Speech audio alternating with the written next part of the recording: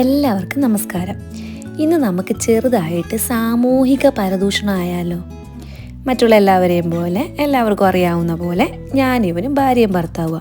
ഇതിലിപ്പോൾ എന്തോ എത്ര പറയാനുള്ളതെന്നല്ലയോ? സമാനപ്പെട്ട് ഞാൻ ഒന്ന് പറയട്ടെ. ഹസ്ബൻഡ് ആൻഡ് വൈഫിന് മുമ്പേ ഞങ്ങൾ സുഹൃത്തുക്കളായിരുന്നു. അതിനു മുമ്പേ ഞങ്ങൾ കുഞ്ഞിലെ ക്ലാസ്മേറ്റ്സ് ആയിരുന്നു. അതുകൊണ്ട് തന്നെ ഈ കുലസ്ത്രീ കുലപുരുഷൻ മോഡൊന്നും ഞങ്ങൾക്ക് വർക്കാകത്തില്ല. ഈ പോടാപോടി ബന്ധമാണ്. Not the point. ഞങ്ങളുടെ കാര്യമോ പറയുന്നത്. അതുകൊണ്ട് എല്ലാവരെയും ഞാൻ ഇൻവോൾവ് ആക്കുന്നില്ല.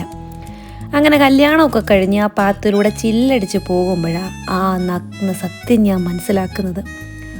ഈ ഉത്തമ കുടുംബിനി എന്ന് പറഞ്ഞൊരു സംഭവമുണ്ട്. അതാകണമെങ്കിൽ ഭർത്താവാകണം വീട്ടിലെ ബിഗ് ബോസ് എന്ന്.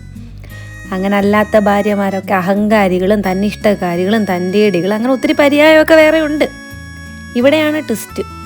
എന്നെ ഈ കല്യാണം കഴിച്ച് ഈ പുള്ളിക്ക് മെയിലീഗോ എന്തോ എന്ന് വലിയ വശമില്ല. കാരണം അവൻ വളർന്ന സമൂഹം അതാ. അതുകൊണ്ട് ഇവന് കൊടുത്ത തലക്കെട്ട് എന്തുവെന്ന് വെച്ചാൽ ഭാര്യ വരച്ച വരെ നിർത്താൻ അറിയാൻ പാടില്ലാത്തവനെന്ന. ഈ അടിമക്കച്ചവടം നിർത്തിയ കാര്യമൊന്നും നമ്മുടെ നാട്ടിൽ പലർക്കും അറിയത്തില്ല. എനിക്ക് തോന്നുന്നു ഇവരും അത് ഇതുവരെ മനസ്സിലാക്കിയിട്ടില്ലെന്നാ. ഇതൊന്നും എനിക്കൊരു കാര്യം വളരെ വ്യക്തമായി മനസ്സിലായി. ഈ ജെൻഡർ ഇക്വാലിറ്റിയെ പോലുള്ള സംഭവങ്ങളെ പറ്റിയൊന്നും വലിയ ധാരണയൊന്നും നമ്മുടെ കൂട്ടത്തിലുള്ള പലർക്കും ഇല്ല എന്ന്. അതിനൊരു ഉദാഹരണം ഞാനങ്ങ് പറയാം. ഭാര്യയുടെ വിസയിൽ അബ്രോഡ് പോയാൽ പാവാട വിസ, എന്നാൽ മറിച്ചായ അത് മുണ്ട് വിസ ആകുന്നില്ല എന്നുള്ള കാര്യം അവരറിയുന്നില്ല. മുണ്ട് വിസ ആകത്തില്ല. അവൻ മിടുക്ക, അവന് കഴിവുണ്ട്.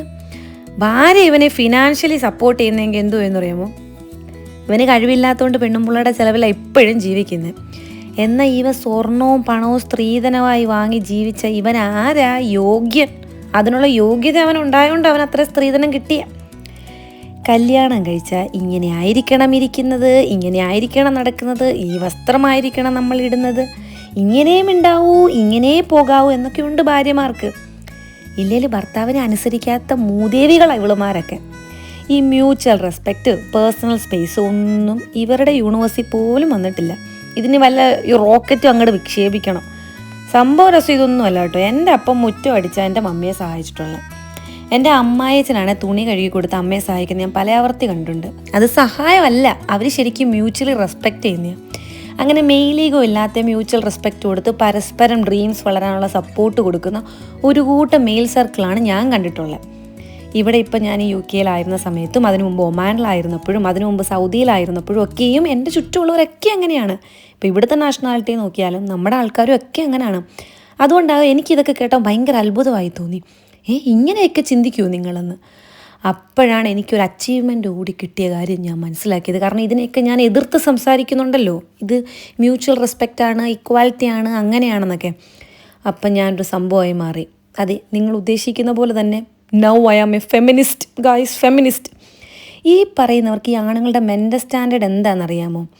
മനുഷ്യനെ മനുഷ്യനായി കാണാനുള്ള കഴിവും വിവരവും ഇവർക്കുണ്ട്. ആകാശം തുടങ്ങി ഭൂമി വരെയുള്ള എല്ലാ ബന്ധങ്ങൾക്കുമുള്ള അടിസ്ഥാനം വിശ്വാസവും ബഹുമാനവുമാണ്. ആണ് പെണ്ണിൻ്റെ കാല് തിരുമ്മി കൊടുത്താലോ, പാത്രം കഴുകി കൊടുത്താലോ, കുട്ടിയുടെ ഡയപ്പർ മാറ്റിയാലോ സൂര്യ ഉദിക്കാവൊന്നും ഇരിക്കത്തില്ല.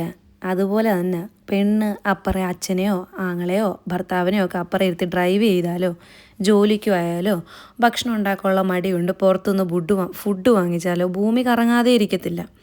അപ്പം പറഞ്ഞു വന്നത് വളരെ സിമ്പിളാണ്. എന്തുവെന്ന് വെച്ചാലേ ആകെ ഒരു കുഞ്ഞ് ലൈഫേ ഉള്ളൂ. അത് അവനവൻ്റെ ഇഷ്ടത്തിനങ്ങ് ജീവിക്കട്ടെ. ആരും ആരെയും ജഡ്ജ് ചെയ്യാൻ പോകണ്ട. നമ്മൾ എന്തിനാണെന്നേ ഈ വല്ലവരും ഉണ്ടാക്കിയ സാമ്പാറിൽ നമ്മുടെ ഇഷ്ടത്തിന് ഉപ്പും മുളകും ചേർക്കാൻ പോകുന്നത്? അപ്പം ശരി കേട്ടോ.